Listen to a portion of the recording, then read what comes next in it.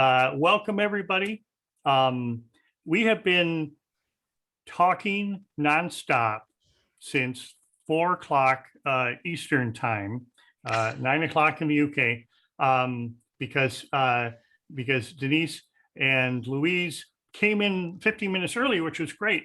And it's been a wonderful conversation. And I feel a little bit exhausted already, and I feel like maybe we should just say goodnight. And it's getting late there. And you both told me that the Great British Bake Off is competing with us now. So thank you to everybody in the UK who is actually with us here instead of there. So what are your thoughts about the Great British Bake Off so far? It's early days yet, Mark. So, it's difficult to judge this season compared to others, but I get that from last week's introductory episode, a lot of people weren't happy about the singing and dancing at the beginning. So really, that didn't go down well.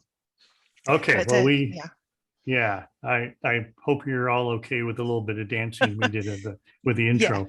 Yeah. So this is Denise Cowle. And if I think the description is that you're the Scottish one. That's true.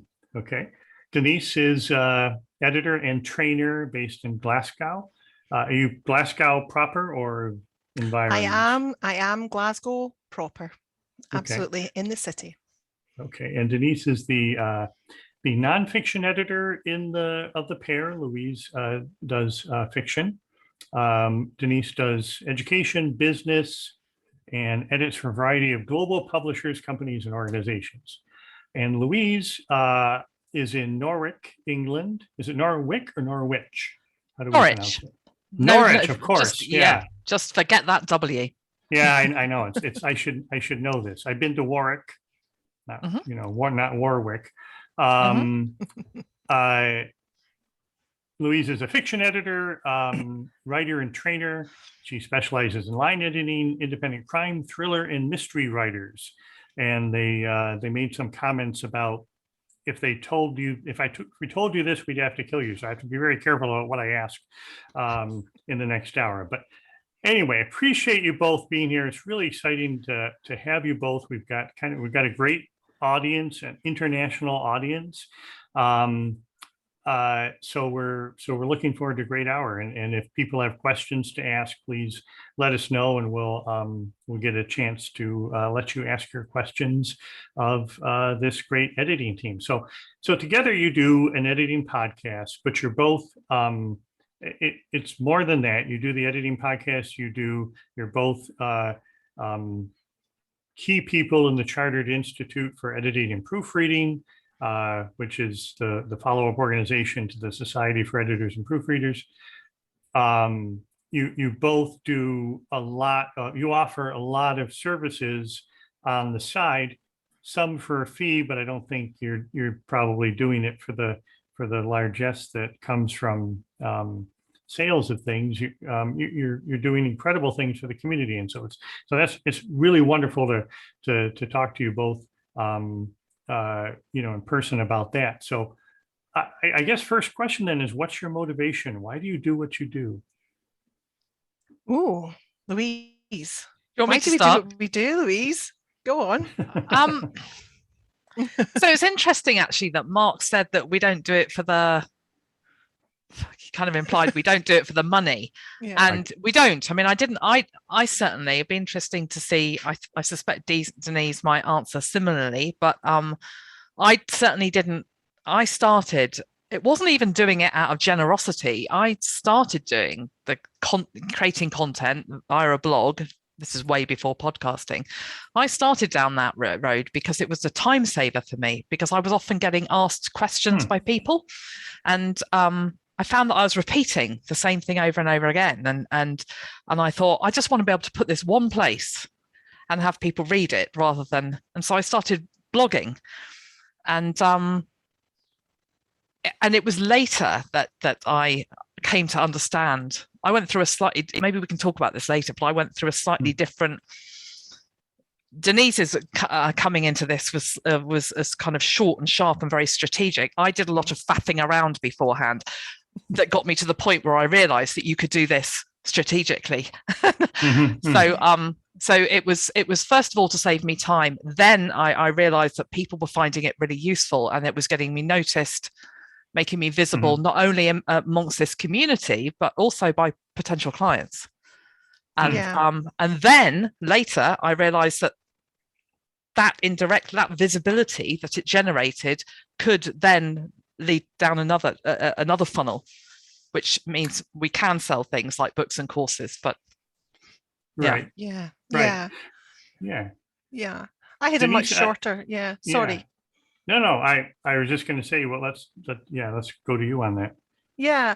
I mean, I've not been editing for as long as Louise, and I had maybe been about 5 years into my editing career, because it's a second career for me, and I was looking at ways of networking. I've always enjoyed, one of the first things I did when I moved into editing was to join the SFEP. I need that feeling of being part of a community. I've never worked in-house, so I had to create that community. So I found that in what is now the CIEP. And networking is something that I enjoy, and beyond our editing communities as well. And I was looking at ways to, expand out of educational editing into more business oriented stuff. And I found my way to a membership organization called the Content Marketing Academy, and that is what changed everything for me. And I got involved with them very quickly. I realized the power of creating helpful content that isn't salesy. It is useful to everyone, but it raises your visibility and it puts you front of mind for people. And I found that I really, really enjoyed doing that. I just loved creating content, whether it was blogs, I did videos as well for a while. And the podcast was therefore a natural progression of that. I'm always looking at new ways of providing helpful content, because we know that not everybody wants to access information in the same way. And so that's where Louise and I have very similar outlook on repurposing. It's one of our core things is, how many different ways can we provide this information to people? And so the podcast fit that idea really well, didn't it? Right. Perfectly. Right. Yeah. So it's interesting, because my experience was 11 years ago when I went freelance. It was about the same time I got on Twitter, which was actually, I was on Twitter before I started freelancing, and I did then change my account. There's still a Mark Allen out there. Is that Gin, Louise? Absolutely. Yeah. Okay. Oh yeah. That's good old Norwich tap water. We had this discussion before we started. We're just doing a repeat of the run through, basically. We did it in half an hour, so we're gonna spread it out this time. What was I saying? So when I started, I was on Twitter, and I thought, well, I'm going to do a tip a day on Twitter. It just actually not so much as a marketing thing, but just to keep myself involved in the community of newspapers, which I had just left. And I did this for like a year. And then I actually got a job that was related to the fact that I was doing that. And I thought, it was amazing, because, and I had been telling people, I've been saying to people, people have been asking my advice. I'm saying, well, get out there, but I said, for me, it's done nothing. I can't, all this work I put into it, I'm not getting, anything back. But then I did after a year, and I think that's true, that when you're it's a long burn. part of something, yeah, it is a long burn. I think that kind of that whole way that social media feeds into content creation. It's, and I think it's something that puts a lot of editors off, because a lot of editors want quick fixes, and there are some things you can do quickly, but when you commit to something like this, I mean, when Denise and I first started the podcast, one of our goals was not to get a job out of it each next week. Yeah. We never thought that was always that. We know you have to build trust with people, and one tweet, one blog isn't going to get is unlikely to get you noticed. It might get that one tweet or one blog might get noticed, but it won't be remembered like 5 minutes later because it's so noisy out there.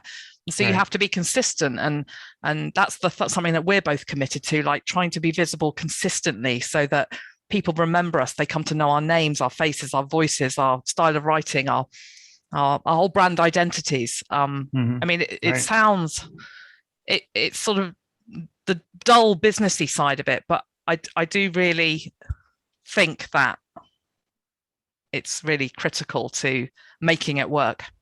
Yeah, right. And I suppose people have different paths to finding success in their. Yeah, you don't have to do it our way. No. And not everybody's suited to it. Not everybody enjoys it as well. So I think if you're creating content because you feel you have to, and you're not enjoying it, you need to find another way of doing it, because it becomes a chore. And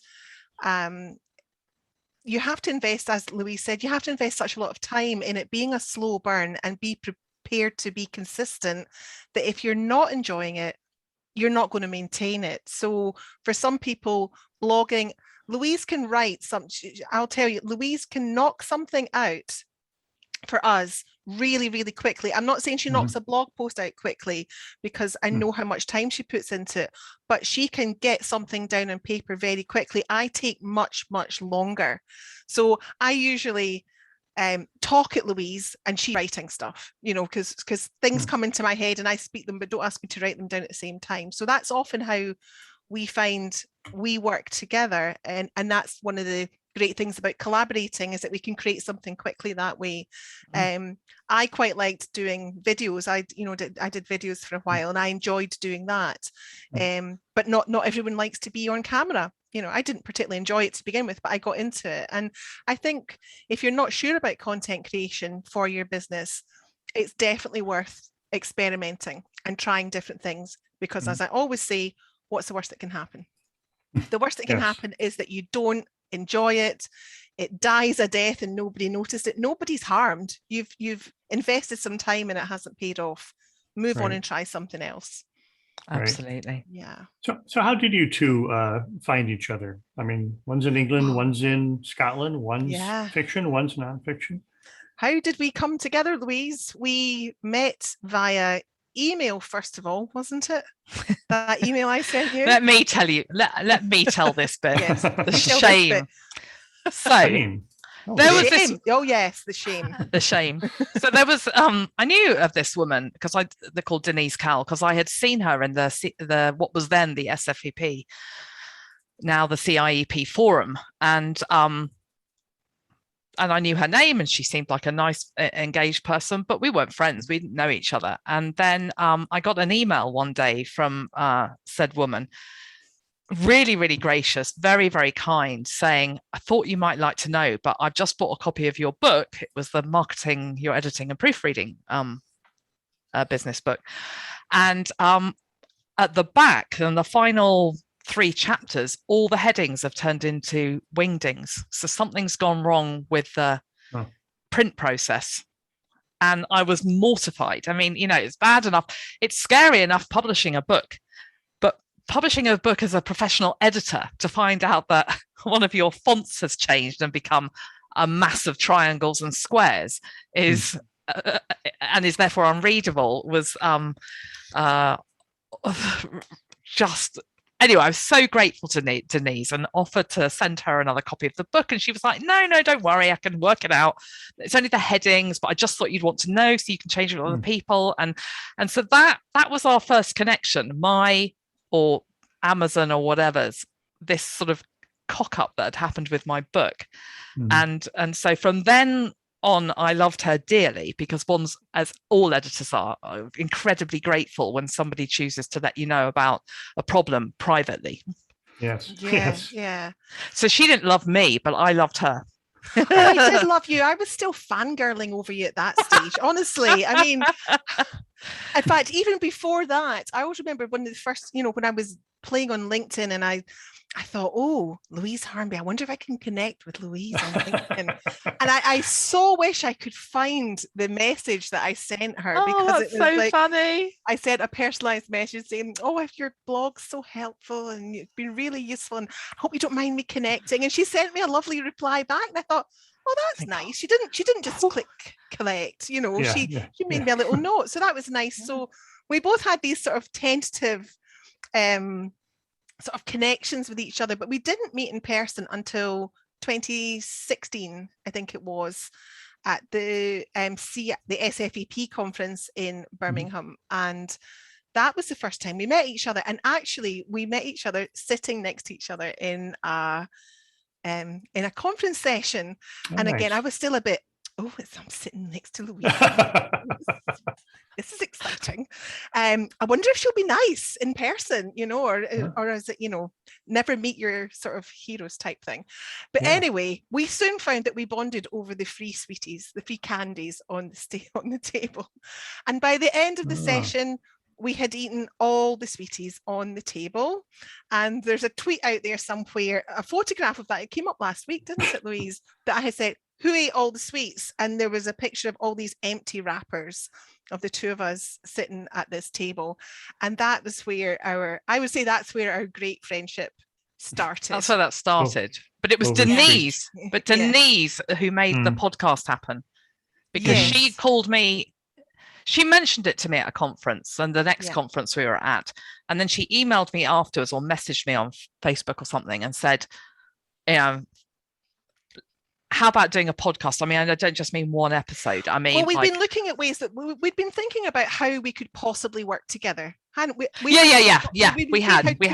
How cool it would be to work together. Give us a timeline here. How far back are we talking about? So that was Lancaster. 2017. That was 2017. But when did you? So you met in 2016, but you had talked to each other before that. How long ago? 2014, maybe. 14. Well, 14 was when the book came out, so it would have been between 14 and 15 where the book escapade happened. By 17, we were at a conference. 2016, we were at a conference. A year later, we were still talking to each other as friends about stuff. But it was Denise who said to me, "How about we do a podcast?" And I was like thinking, is she mad? I can't fit in the podcast. How can we possibly do that? And then I thought, but if I don't do it, she'll do it with someone else. And I couldn't bear it. I couldn't bear it. And so I just went, yes. What she didn't know at the time was, I thought, well, if she says no to me, I'm not doing it on my own. I'm not doing it with anybody else. It's either Louise or nobody. So, if Louise had said no, I would not have done it on my own. I knew it would be way too much work for me on my own to do. And also, I didn't think it would be as interesting with just one person doing it. I was very keen on having the dynamic that I knew that we had between us. And I had just, as I mentioned before, I was in the Content Marketing Academy, and they had pushed us to look at video. And then around that time, everyone was talking about podcasts. There'd been a resurgence in podcasts, although they'd been around for years. And I had to look around, and I thought, there's nothing. There are a few podcast episodes. Some people I can see Carol Saller here, and I know that she had done some. Hello, Carol. She's done some YouTube videos. That's right. But I thought there's not actually a podcast that's got any sort of longevity that is for editors and initially we did think we would target more indie authors as well, with content that could be useful to indie authors and to editors. But I would say we've kind of gradually pivoted that a bit more, haven't we, Louise? Definitely, to focus well, more I on mean, editors. there's a lot of great content on your podcast that should be of interest to indie authors, because you do give a lot of sort of information that is very, ground level, basic. Here's what things cost. Here's what you should expect. Here's the process, that sort of thing. Yeah. We always, that's kind of a policy of ours. We always assume that a listener knows nothing, because more experienced listeners can ignore what they know. whereas an inexperienced listener can't access content that they don't understand. So we kind of like, but one thing I will say just on your timeline thing is that from Denise's message in the October, I think we had our first episode out by January. So we because there were two of us, I mean, this is something we often say, like if you're scared about trying something new in relation to editorial marketing, collaborate with someone, because particularly for audio-visual content, because it really helps with the fear. And we did have fear. My God, we had fear, didn't we, Denise? Oh, we had massive fear. And honestly, our very, very first episode, okay, so we'll let you into a secret here, is that our conversations generally aren't off the cuff. Okay, we script like mad, but we do a lot of conversation round about that as well. But we like to work from a script. But our first episode, which was I think about the different levels of editing, we must have recorded that how many times, Louise? Five, something like that. Because we were obsessed with it not being perfect. And every time we recorded it, we found another fault and a different fault. And then another time we thought, no, that wasn't quite as good as the last time. Let's try it another. And that was, I think, the one and only time that we did multiple recordings of an episode, because what we felt was it was getting flatter and flatter, and we were losing something in it. And it was, we were nervous because we just didn't, we didn't want to hit the record button, and then B, we didn't want to hit the publish button, because then it's out there and everybody can, everyone becomes Judgy McJudgerson, and you do worry a little bit about people's reaction, because you don't know, do you? But over the seasons, we just hit record, and if there's bloopers and mistakes, it's like 9 times out of 10 we leave them in now, don't we? We cut. I do the audio editing. I cut less and less and less out of it every season. Leave more in, just because I think it makes it more interesting. Which is a good lesson, maybe in, I don't know. That's another thing. This is another thing that I know we're both passionate about, and that is that there is a time and obviously as editors, we're with our work, we're often striving for, knowing we're never going to achieve perfection because we're human. We can't, but we strive for the top level, and there's a time and a place for that. When it comes to some aspects of editorial marketing, we're both keen always to remember that sometimes good enough is okay. Otherwise, your business your life just becomes unsustainable. All you're doing is working and working and working, whether it's your marketing or your work, and it stops being enjoyable. And at the end of the day, it's got to be fun. So if there's a few little glitches in it, and or we have a little bit of a coughing fit or something, and it's not too invasive, then Denise is going to leave it in, because it's just like, we're not trying to pretend that we're in some big high-tech studio. We're both in these rooms that you can see here, recording our podcast over Zoom. That's this it. kit we're wearing now. This is our podcasting kit. Yeah. So you're I mean, COVID didn't, affect it, right? I mean, you were doing the podcast remotely from your homes before that. Yeah. The only time we've ever done podcast episodes in person is at conferences, where we've been together and we've caught people at conferences and interviewed them live there. But otherwise, it's always been remote for obvious reasons. We're in different countries, so and so therefore the pandemic didn't really make any great difference to us at all, did it? Apart from the fact that my house was completely overloaded with people, and it was very difficult to get a quiet time to record. But that was pretty much it. It didn't make any difference at all. Right. So what was the reaction? You did the first episode, you hit send. Did you actually hit send on the first one, or did you do like 5 or 6 and then we did the whole season? We did the whole season. Yeah. We certainly in the early days, we recorded a whole season first. We tend to record at least now we record at least maybe 3 or 4 episodes in a season before we launch. But yeah, we had the whole season ready before Christmas, I think. Then we launched it in the January, didn't we? So we released Yeah, once a week. But they were all up and ready to go. and So and how we, long we is oh, how long is the season? How long is the season? usually 10 episodes. There Yeah. might be bonuses though. Like a 10. like a British TV show rather than an American TV show. Not 24 episodes of anything. Okay. No, 10. Like, keep it short and sweet. Short and tight, not dragging on and the plot goes off on one like Lost. Not like Lost, more like Line of Duty. 24. Yeah. So what was the reaction? You released the season. Amazing. Really brilliant. It was I think we were quite taken aback by it, weren't we? Yeah. We got we had no expectations of it. We really didn't know what to expect.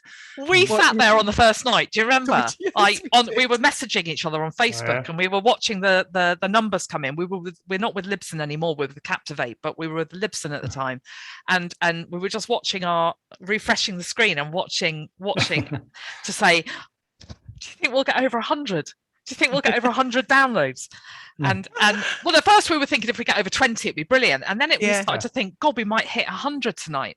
Yeah. And it was just that thrill of knowing that at least 100 people had bothered to tune in. That was just a lovely, lovely thing. I mean, I think we had a slight advantage in that, Carol has experienced this as well. If you're already known by a few people within a community, then you've got a ready-made market in a sense, because even people who hate you will probably just listen to you just to see. Do you know what I mean? What are they doing now? It's like them again. Do you think Carol Saller has that? That applies to Carol Saller? Yeah. What, that people hate Carol Saller? No. Yeah, so they tune in to listen to. Okay. Just to clarify. Yeah. Oh, well, not because they dislike her, because they love her, surely, but I really feel like I've dug a hole here, and I want to get out of it. I apologize. Keep digging, we can still see you. Yeah, she's smiling. That's all that matters. Aaron made the point at the beginning that I'm very nice, and so I had to throw in at least one, sort of gotcha question there. We love Carol. Nobody stormed out on me yet, so. Nah, it won't be us tonight, no. Yeah. Okay. Good. Oh, she's gone. She just went to get more gin. So, so where was it? So you've had that. So you've done like you're getting close to 80 shows. Is that correct? Podcast. Yes, must be just about that. We've done 6 seasons of about 10-ish episodes, and there's been quite a few bonuses. It is about 80. In total, 80 in total. We're planning season 7 at the moment, so we've done some brainstorming around. Well, and we've got season 6, which is just we thought would finish. Now it isn't finished. Are we allowed to do this here? Yeah, come on, let's do it. Yeah, we do it? So we're recording some inside information. We've got a guest coming on. Tomorrow night we're doing another recording with somebody who is on this screen with us as we speak. With Carol Saller. She's coming. Carol Saller. So it's a really good job that I didn't massively offend her. Yes. Well, you never know. She may have walked out. I don't know. She might ghost us tomorrow. I know. We'll be there with our headphones on saying, where is she? She said she would come. But we're really looking forward. That's a bonus at the end of season 6 that we're doing. So we're really looking forward to that. So that'll be fun. But we kind of aim now for around 10 episodes a season. And you're doing interviews, you're doing topical things, you do a lot of business. I mean, the business of being an editor, right? Yeah. We're definitely pivoting towards that. Because we think that's where our audience is. Yeah, and we base that on the feedback that we get from people who listen to it and who ask us. And when you look at the stats, in Captivate, the episodes that are talk about that stuff, they're the ones that get the most downloads. And now that we've got enough data, we've got like 90,000 word downloads to be able to look at, and our platform will tell us, what those people are listening to. So we've got a good idea of kind of what floats people's boats. And definitely the business of editing and whether that be marketing or growing your business, that's the kind of stuff people tend to be. Oh, and some of the sort of more specialist areas, like, you know, when we've done episodes and we've had guests on to talk about sort of genre or subject editing, like, so we had a guy on the other week, Nick Taylor, talking about LGBTQ plus editing. We had that was followed up by a colleague called Sarah Calfee, who talked about romance editing. So those kind of, again, just sort of like inside knowledge into sort of different genres for people who want to specialize. The ones that we don't work we with, don't do, particularly, we don't, so we don't have experience with that. But we try and split a season with half of the episodes just the two of us talking, and then the other half bring guests in for those episodes, and then we sort of split them up through the season, just for that added different angle, really. And I noticed that you do some short episodes. The length varies quite a bit. Yeah. I think sometimes a topic you can really get into it, and it might be, it could be 40 minutes or an hour, and it tends to be the guest ones that tend to be longer, generally speaking. But we quite like the idea of putting out very accessible, short, pithy episodes on a very niche topic. So you're just looking at one thing quite closely, and 15-20 minutes is often roundabout where, you know, people have a coffee break or they go out for a step walk, and they can listen to it maybe on a commute in the pre-pandemic days when we were still commuting. And actually, that was one of the positive feedbacks that we got quite early on, was that people liked the length of the episodes, that they weren't too long for them to listen to a whole episode in one go.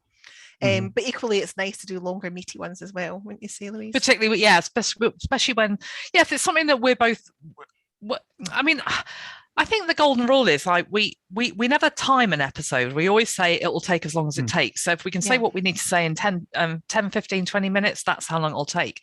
If we've got a guest on and there's three of us talking, and we end up going off away from our scripted ideas and into just for a few minutes into a little thing that we think will be interesting, then if it lasts an hour, it lasts an hour. You know, it's just, I mean, the golden rule, I think, with any of this stuff is, though, as long as if it's solving problems and helping people, maybe over whatever it is, whether it's entertaining them or helping them overcome a problem or overcome a fear, if the content's decent enough quality, I mean, the same applies exactly to tonight. If people are engaged, they'll stay on if they'll stay on for half an hour, they might stay on for an hour. If you're boring them, then they won't stay on for 5. It doesn't matter. They'll leave after 5 minutes. You know, it doesn't. So it's quality, not quantity. Right. Somewhere I have the number of people, can find the number of people in the room and see how many people we've scared away. 60. So far. 60 oh, participants. Wow. Nobody's left then. This is great. This is terrific. Because we've locked you all in, yeah. and as we say at the beginning, if you have any questions, specific questions about anything, about Scottish words, you know, then feel free to ask. So I'd like to know, you've been, so how many books, Louise, how many books have you done now? Is it 12? Is it 12? 10 or 12? 10 or 12. Yeah, and I think maybe about 10 courses. Okay. I should know, shouldn't I? I really should know. No, after a while, you just a whole bunch. It's like when it's like birthdays, isn't it? You kind of just forget how old you are after a while. Yeah. But my point is, you've both been so spent so much time thinking about sort of the meta side of editing, not just your craft, but how you approach it and how you can impart to other people ideas on how to approach it. So you're based on this, you guys are like, super experts. I mean, I called you savants in the email we sent out. So what have you learned over the years doing this, over the past 6 or 8 or 10 years? What have you learned from this process? I've learned that there are lots of editors who are a lot better than me out there. I am not the best editor. I am a good editor, and I think Louise would say the same. We are good editors, but we're. I think she's a great editor. She's edited for me, so Thank I would go further than that. But and I know the sort of reviews she gets from her clients. But I think every time we do an episode of the podcast, we learn something, and we learn a lot from each other because we don't work in the same fields. So we have very different approaches to what we do and how we do it.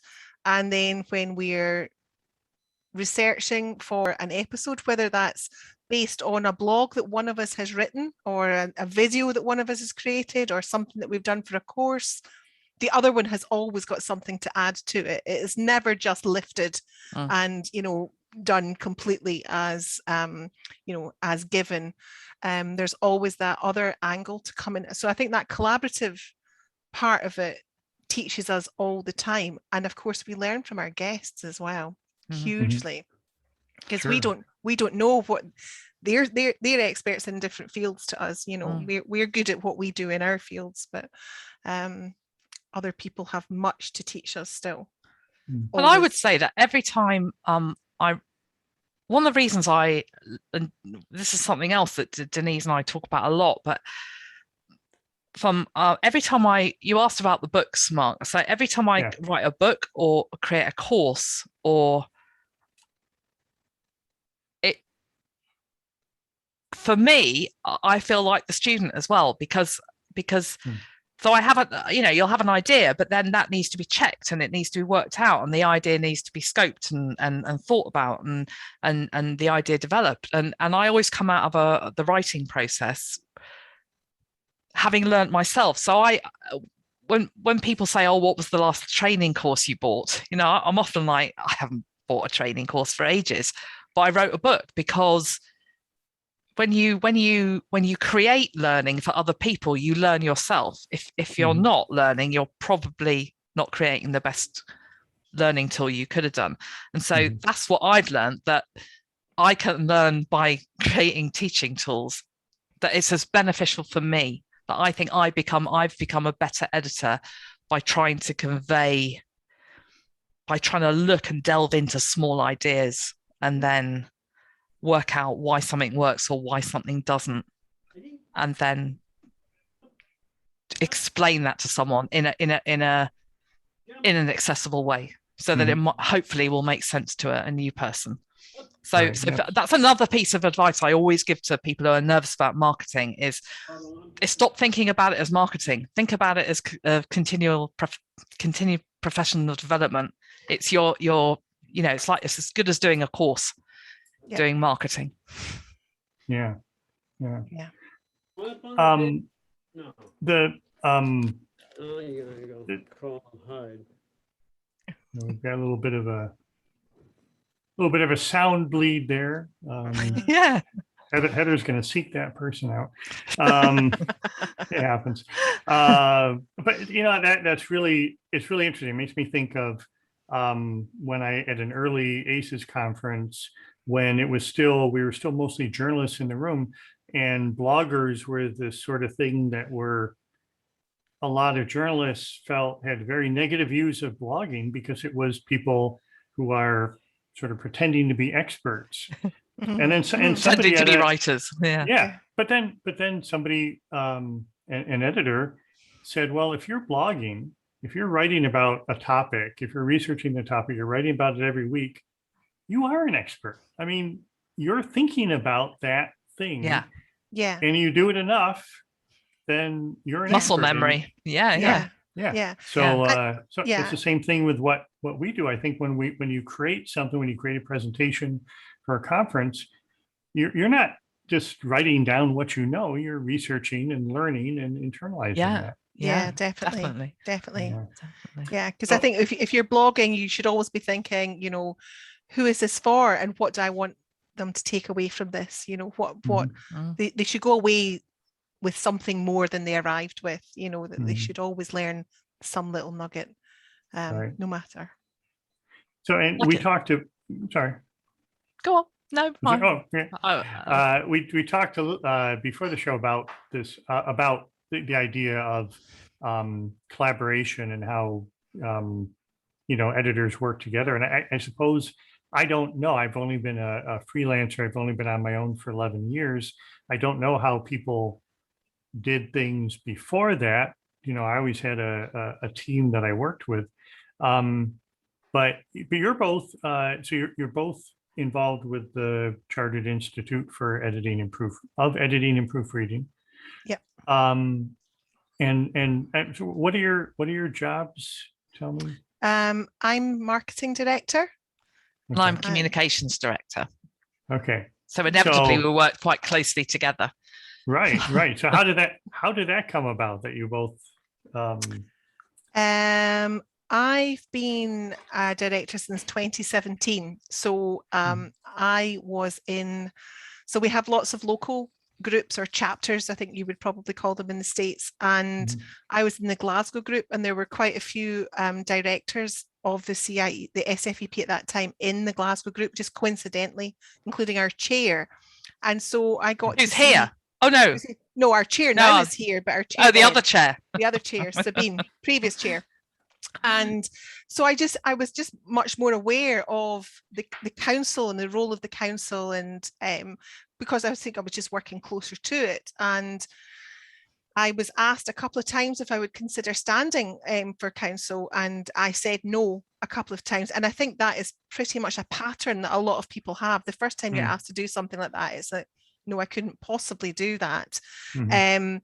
But I got to that point, and again, it's like I said before, well, you don't know if you can do something until you try it. And if somebody believes that you can do that, why not believe them and give it a go? So I stood for election in 2017, and I've been in post since then as marketing director because I had that interest in content marketing. That was the role that I did. And then Louise came on board last year. Didn't you? Last year, Yes. Basically, I've got to watch what I say because Hugh Jackson, who's on the screen there, he's the CIEP's chair, and so I have to be very careful. I don't tell him that Denise basically bullied me into joining council. Well, I was going to ask that: was there a bullying, or was there no bullying? Definitely, but definitely some enthusiastic encouragement. Let us say that's a polite way of putting it. But what I will say is though that I too had been approached over the years and said no, but because such a good friend was on the council and was able to tell me in a way that I would believe, this is what it's like. Yes, it's going to be hard work, these things are going to be awkward, but I think you'll enjoy it, and I think you can add something, and I think you'll learn something. And she convinced me that it would be something that would be good for me, that I wouldn't regret. And she was right, and really right. It's such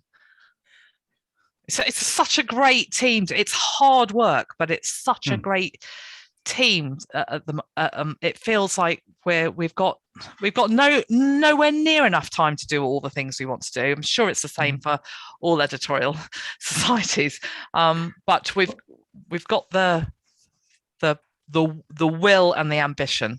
And and are you both members? Are you both members of ACES? Yes. ACES and EFA.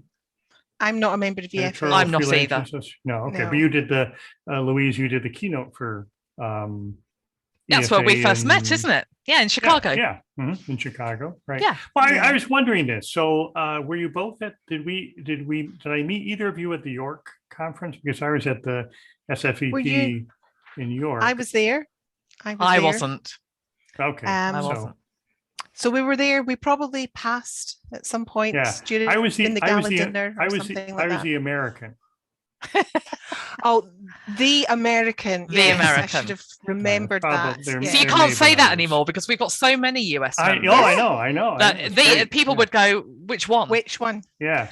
Because there's loads of them, which is lovely. Yeah, and Canadians too. We're very international. Right. Yeah. Well, and ACES is too, and Editors Canada, and it's really wonderful to be able to go to different conferences. I think you're getting you're getting some of the same people, but and you're also getting sort of the same vibe. They all have a different vibe, but they also, you know, you know what you're getting. You go to any of the conferences and they're going to be fun. You're going to be talking with people who speak your language. Have you been to Australia yet?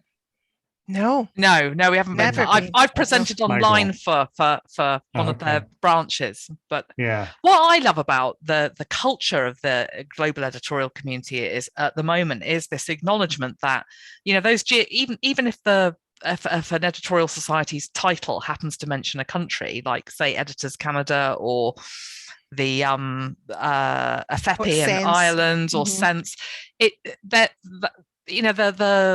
feels like that increasingly the outlook is international, that we're acknowledging that there isn't we don't speak English, we speak many Englishes, and that the opportunities for us to sell our services is global, and so we should be talking together globally, and that partnership feeling that's in our community globally now is wonderful, and it's fantastic to see the EFA and ACES and the CIEP and Sense, you know, just and all the others just doing stuff together and talking to each other and sharing knowledge, sharing ideas, and finding our similarities, but respecting what we can learn from each other in terms of difference as well. Oh, I feel I should stand up and have a national anthem for editors or something after that speech. For editors. Very what would moving. That be? I don't know. What would that be? All right, here's a challenge for the people in the room. What would, and you know, we'll have to, we could write our own. International, not a national anthem, an international anthem for editors. Right. We could do the words, but we would need somebody to do the music. It would need to be uplifting. Your husband. Don't go there. You just come in. As he. Oh, so we can still do the musical interlude. We can. No, I'm not supposed to say that out loud. Okay. No, if you have any suggestions for what should be the international anthem for editors, add it in the chat. Somebody's looking for James Harbeck. Aaron suggests James Harbeck could sing, but we need the song first. So anyway, where was I? So we talked about how you both sort of put yourselves out there and are now really sort of keyed into the whole editing community nationally and internationally. That's very much true. What about people who are looking for sort of that involvement in something bigger? They're like all of us are, we're individuals who are doing our own thing as editors. What advice do you have for them to sort of tie into that community? I think, should I go first here, Louise? Yeah, go first. Yeah, I think just harken back to what I said about what I did when I first moved into editing is networking with editorial communities, finding other people, not with the intention of working with them necessarily from the off, but getting to know other people in your community, because you'll learn from them, you'll make connections, and it's only by making connections with other people that opportunities will present themselves. Because if we all sit at home in our little freelance bubbles and hope that things will happen, it's very unlikely that they will. So I think we really need to, and I appreciate it's not always easy for people. You know, I think editing has more than its share of people who are very happy with their own company, perhaps quite introverted, don't necessarily want to seek out other people, but it really makes all the difference in providing those opportunities. So going to conferences, going to local chapters, just exploring these sort of avenues allows you to see possibilities that you might not have realized were waiting there for you.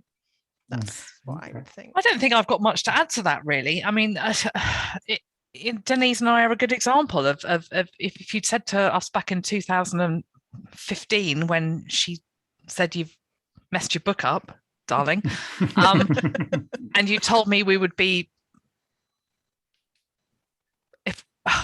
we'd be creating audio content together, I would have gone, what? I mean, I wouldn't have predicted that. You know, if she told me that maybe we might be, I don't know, writing guest blogs for each other, I would have got that. But the idea that we would have explored a completely new platform, and that would never have happened if we hadn't. You have to meet, you know, you can't start doing, nothing's going to happen 10 years down the road if you don't sow the seeds. And so some of the seeds won't germinate, but some of them might, and really special flowers and trees and shrubs will grow. Oh, Very flowers and nice, trees very and sweet. shrubs. I sense we'll soon have an international editing poem. A poem, an anthem. We had a special type of rose maybe named after it. We had the other year at the conference, we did a haiku competition for the editing podcast, and we got some really lovely results. And I know editors are great at haikus. We so also got some filthy results that we couldn't possibly read out to you. They were shocking. Yes. Well, we've been doing ACEs, and I've been doing a haiku contest now for more than 10 years. Neither of you have been the judge, and that's really how I get most of the guests for the show. I just get former judges on. So I'm going to sign you both up for next year. So keep March 4th, March 3rd clear. All right. I've got a job for you. So we've only got a few more minutes. I wanted to ask what you must get. You put yourselves out there as you've got podcasts, you've got blogs, you've got videos, you've got books. You must get a lot of email now, probably a lot to keep up with. But what are the questions? What are you hearing from people who write to you and say, I need your advice? So I get a lot of. So my questions fall into two categories. There are people who are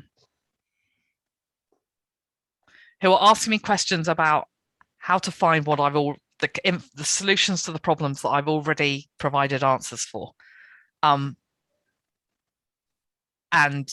they just get redirected. I just say to them, "Oh, thanks for getting in touch. Check out this page here." Actually, I would say that probably makes up the majority of the people who email me in relation to that stuff. There's the other people who get in contact and say, "I love what you're doing there. Will you edit for me?" But some editors who contact me, a lot haven't realized that content is available. And so, which is the very reason, as you recall, I said, that's why I created it. Right. And those who, I tend to find that I think that from what I've heard, from what people have told me, that most people who've been on my site, they're finding the answers mostly that they want. And so they're not bothering to email me because they don't need to. Does that make sense? It works. So it works. Yeah. So a lot of the inquiries I get for people who haven't really delved deep enough, that maybe they haven't spent the time they should.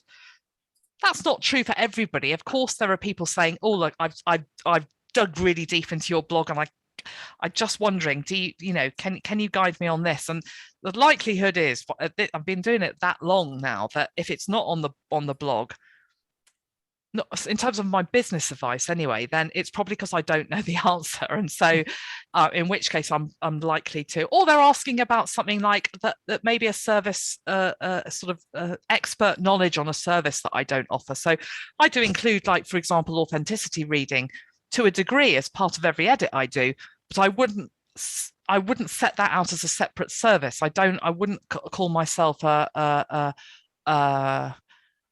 an authenticity reader, whereas someone like Crystal Shelley, for example, you know, she has expertise in that area for her, and so Crystal's on the call. I think she's here. Is she? Yeah. Oh, so I'll redirect. Anybody you mention is likely to be in the room. So I'll redirect them to them. So yeah. Crystal's here. Yeah.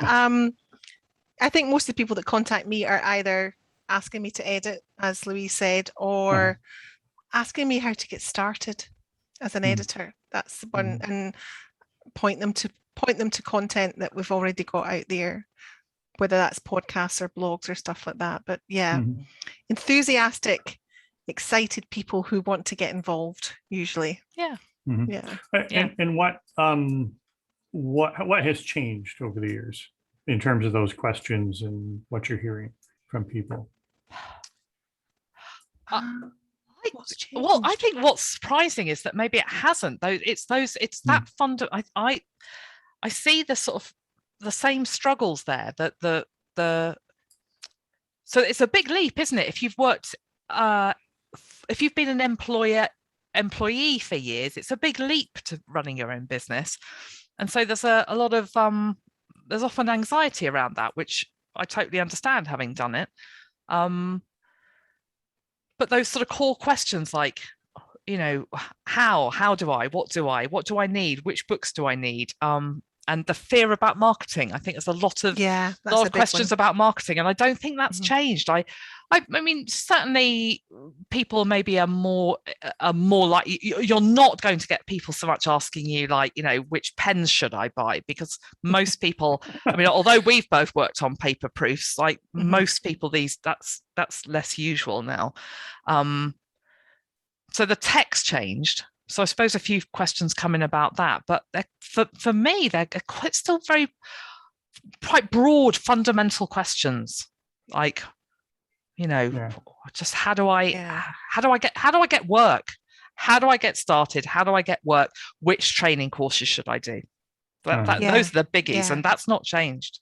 I think I quite often get questions from people who are in the same position as I was 10 years ago, which was, I came from a non-publishing background, a complete career change. So I worked in our National Health Service for 25 years. I was a physiotherapist. So complete change, standing start. And I think what we're seeing a lot of in the last few years is a lot of people coming into editing, proofreading as a second career, either, you know, through, you know, voluntary redundancies or retirements or whatever.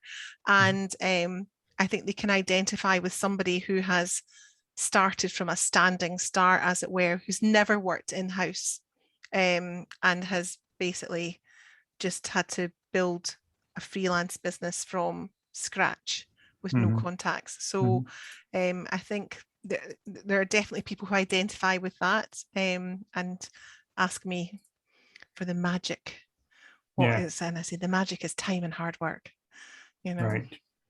And good connections. And good connections, yes. Connections, and we've made a few, I hope. And it's been great to have the two of you. I've let us run over a little bit. I know we could talk a lot more, but it's late there. And is the Great British Break Off, is that done? Have you? That's done. That's hours ago. That's done. You've ruined our evenings, Mark. I'm going to watch the last half hour. I'm sure. Or you can just go online and get probably 20 or 30 stories about. We can binge it. We can binge watch it. Well, that's what we do. That's my wife has binge watched. I've seen a little bit of it, and it's one of these things where she'll be watching it and I'll go in and I'll sit down for a minute to watch it and I can't leave. It's just so compelling and I don't know why. Oh yeah. Because I don't bake. My wife's a celiac. She can't even eat the darn stuff that they make. But it's so compelling. It draws you in, doesn't it? I know. So totally. Anyway. Mark, thank you so much for having us. Yes. It's been a real pleasure. Real pleasure. It's a real joy. Thank you all for coming. Thank you, both of you, for Denise and Louise for being here. And we'll be back in 2 weeks with another show. So have a great night, everybody. Thank you. Bye-bye. Bye.